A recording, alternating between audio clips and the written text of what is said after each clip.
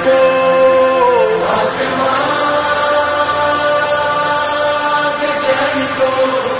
नबी के नूर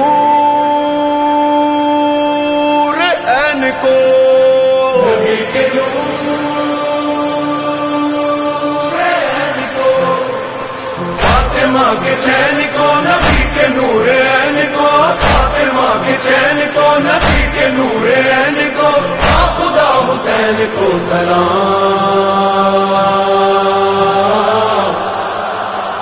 तो कहो सलामुन अलैका या अबा अब्दुल्लाह, सलामुन अलैका या अबा अब्दुल्लाह, सलामुन अलैका या अबा अब्दुल्लाह, सलामुन अलैका या अबा अब्दुल्लाह। अस्सलामुन अलैकुम।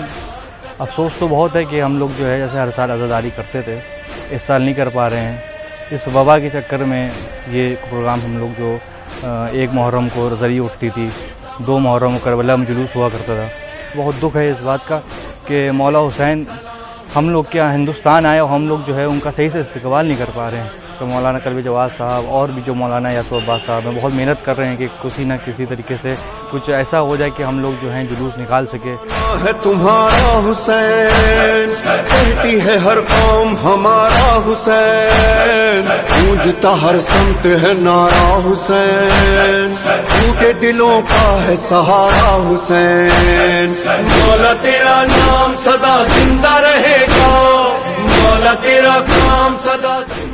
ऐसा ही कि आपको मालूम है ये ख़दीमी जुलूस है और ये ख़दीमी तख्त है और बरसों से ही अपनी शान व शौकत के साथ उठता रहा है, लेकिन इस बरस कोरोना वायरस की वजह से और भी दीगर कुछ प्रॉब्लम है जिसमें एडमिनिस्ट्रेशन का भी साथ देना है।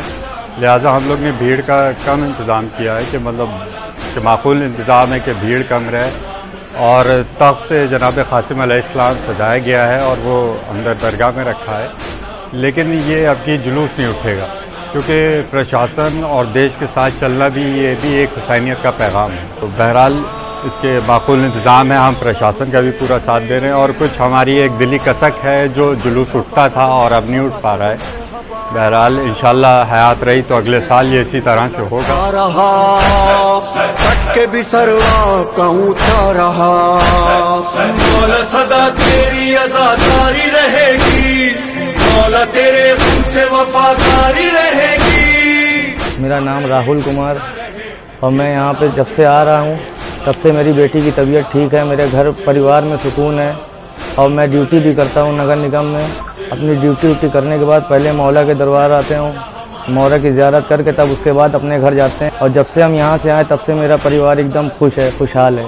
तो यहाँ का रास्ता मेरी अम्मी ने हमको दिखाया कि यहाँ जाओ, आप जो परेशानी है, जो आपकी मुसीबत है, कोई अगर आपका इंसान नहीं सुन रहा है तो आप जाइए मौला के दरबार में, कहिए जाके मौला सुनेंगे आपकी। इस बार मुहर्रम जिस तरह हर साल बनाया जाता था उस तरह मुहर्रम अक्ल मुहर्रम कुछ पता नहीं चल रहा है। 10 दिन जो कमी के होते हैं उस तरह करबला के अंदर जिस तरह कमी बनाई जाती थी उस तरह पब्लिक भी नहीं दिखाई दे रही है, सब आ नहीं रहे आदमी और हम यहाँ पे आने लगे।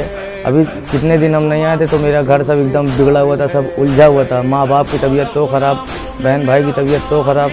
जब से हम यहाँ करबला आने लगे तब से हमें घर पे सुकून है, परिवार मेरी बेटी अच्छे से रहती है, उसकी भी तबीयत ख़राब रहती थी।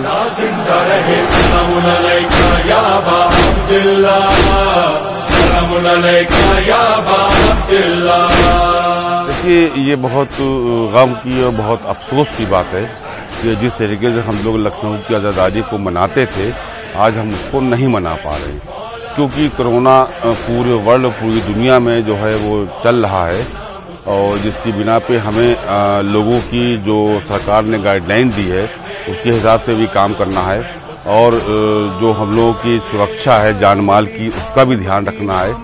तो इसलिए बहुत अफसोस तो हम लोगों को है ही बेपनाह, लेकिन क्योंकि हम लोग पूरी मजलिसें नहीं कर पा रहे हैं, जुलूस में शरीक नहीं हो पा रहे हैं, घरों में जो औरतें मातम करती हैं खाली वही कर पा रहे हैं, ताईदारी उसी में हो पा रही है, जो बड़ी बड़ी मजलिसें होती थी वो नहीं हो पा रही हैं।